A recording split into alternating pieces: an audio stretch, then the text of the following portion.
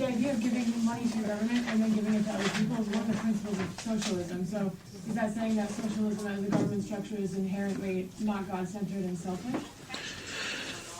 When you talk about political systems, I don't believe that any political system is all bad and any political system is all good.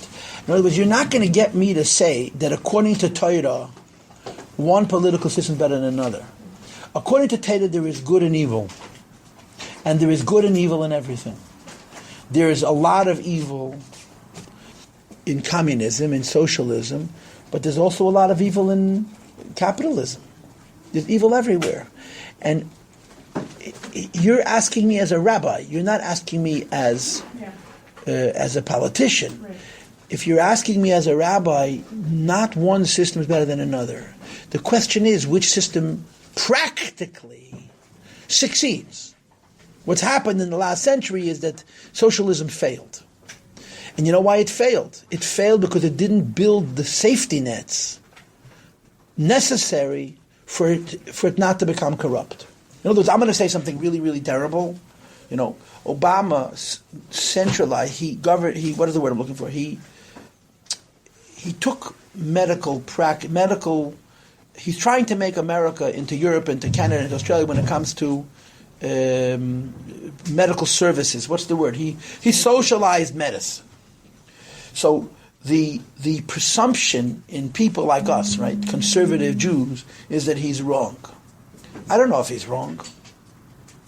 When he says that homosexuality is an equal form of family life as heterosexuality, I have a problem with that. Because he's speaking to an issue that goes to the question of, is man like God or is man like beast?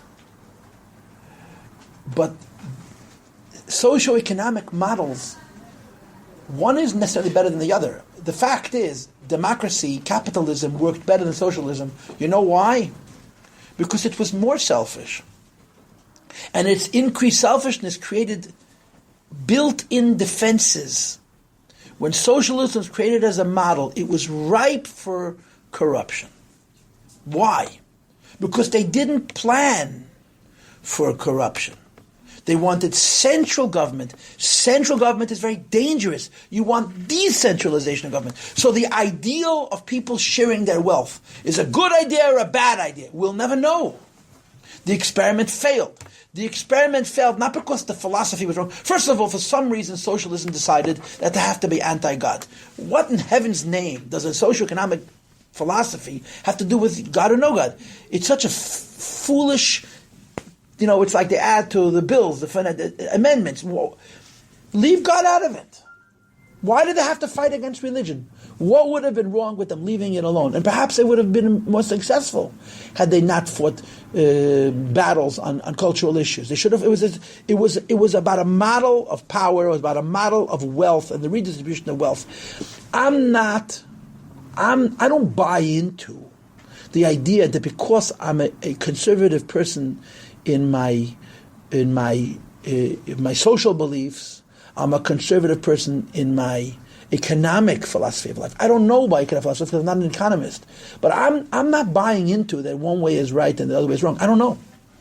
Maybe Obama's right. Maybe Obama's done America a great favor. We'll never know. You don't know. You'll know in 100 years from today. Should we take away more money from people so that everybody can go to the doctor? Right or wrong? The answer is someplace in the middle. You can't control everybody's money, and you can't let people do whatever they want. The 19th century was the century of capitalism. And what happened in the 19th century was some people became very, very rich, and some people were dying in factories, and nobody cared. So that's why you had the 20th century. It was a reaction to that.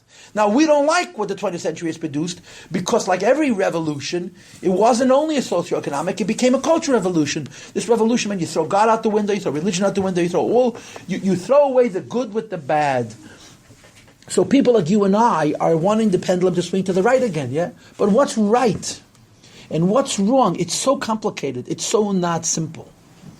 So I wasn't speaking to politics because I don't want to speak to politics because politics comes down to human beings, and in the end, when a human being is only a politician. A human has to have a core, he has to have a moral base. People say we live in a land of laws. I say Nazi Germany was a land of laws. Laws have a spirit. And the spirit comes from the integrity of the human beings. And when people have no integrity, the system is corrupt. Doesn't matter what kind of system it is. If human beings do have that spirit, it doesn't matter what kind of system they have, it's going to work. And you have to push people in the direction of actualizing their moral self, their human self, so that the socioeconomic structure will be healthy and allow for growth and allow for competition and allow for success and allow for wealth and look after the poorest and the weakest people in our civilization. It's a sensitive and a complicated balance. Okay? I'm simply saying one thing. It's harder to walk in the street and take $1 out of your pocket and give it away to another person than to say, I want every person in this country to give $1 and I'll give $1 also. Because it's not personal. You're not in the image of God when you force people to give charity. And you're forcing yourself also. You're in the image of God when you volunteer to give $1, even though the person next to you may not. And you're not doing it so they should do it. You're doing it because it's right. In a world of God, everybody does that.